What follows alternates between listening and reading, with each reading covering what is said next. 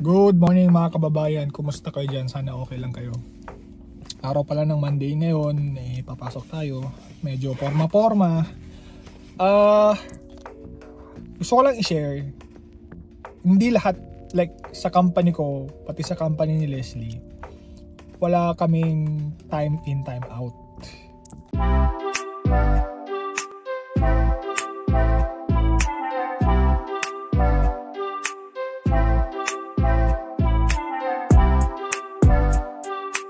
O tama kayo nang narinig, wala kaming time in and time out.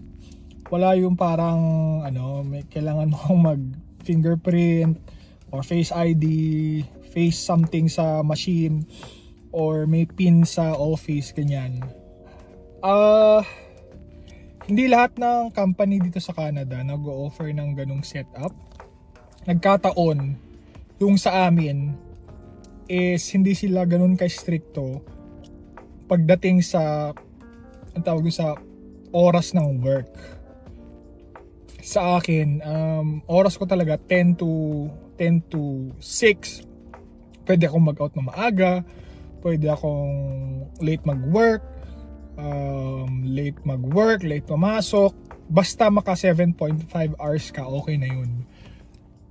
Pero syempre, kailangan mong magpaalam doon sa manager mo.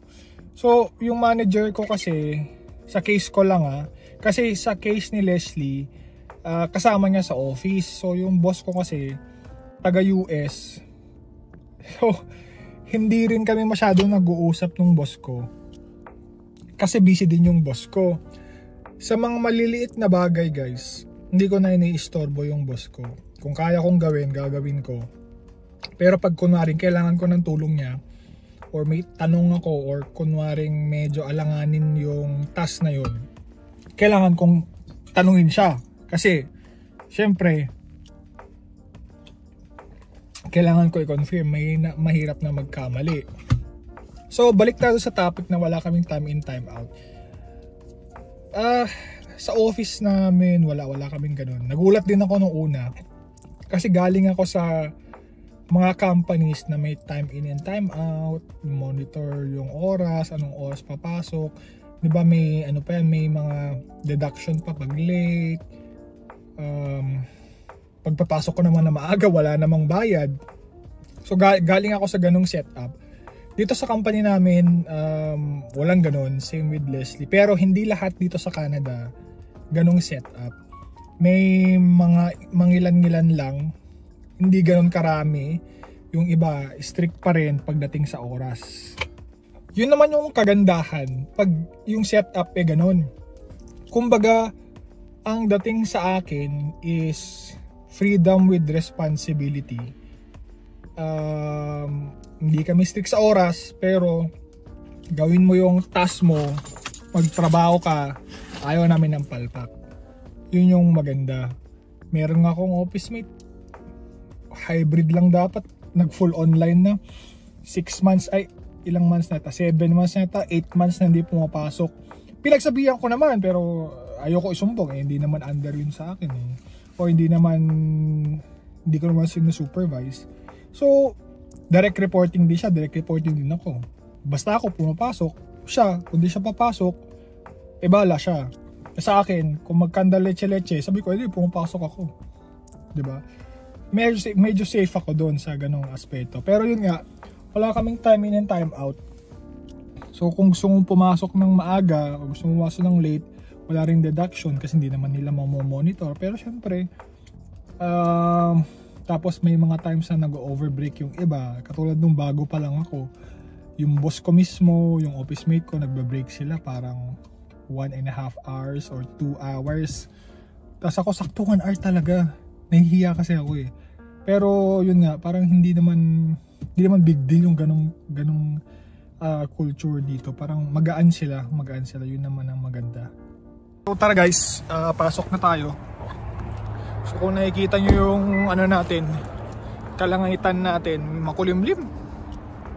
Parang uulan talaga. Pati yung bag natin. Yan, makulimlim. Papasok na tayo. Wala tayong time in and time out guys. Meron tayong access key sa building. Like ito. O yan. Pang building to, hindi naman pang office namin eh. So, wala din, hindi din ano. Siguro, minomonitor nila sa laptop yung time in and time out mo. Pero, di rin. Kasi libo-libo yung empleyado namin. Siguro, maabot na ng isa. Kung isasama mo lahat-lahat abot siguro ng 1,000, 2,000. Paano mo i-monitor yun? Eh, ilan lang yung HR. Pero, ano na lang din. Mahiya ka na lang din kung may ginagawa kang something. Pero tayo, hindi tayo gagawa ng ganun. Kasi gusto natin magtagal dito sa company. Gusto natin bumuo ng career. Gusto natin umangat kasi alam mo naman galing tayo sa academe. Medyo mahirap na pumasok sa mga corporate na ganito. Lalo na ngayon, panahon dito sa Canada. Mahirap maghanap ng work. Kaya, ingatan natin.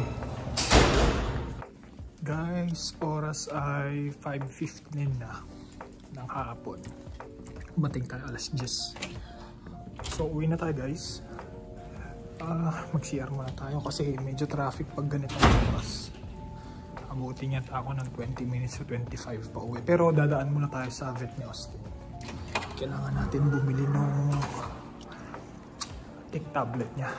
Si-share lang muna ako. So guys, nakuha na natin yung tablet ni Austin. Magkano to? 43 ba?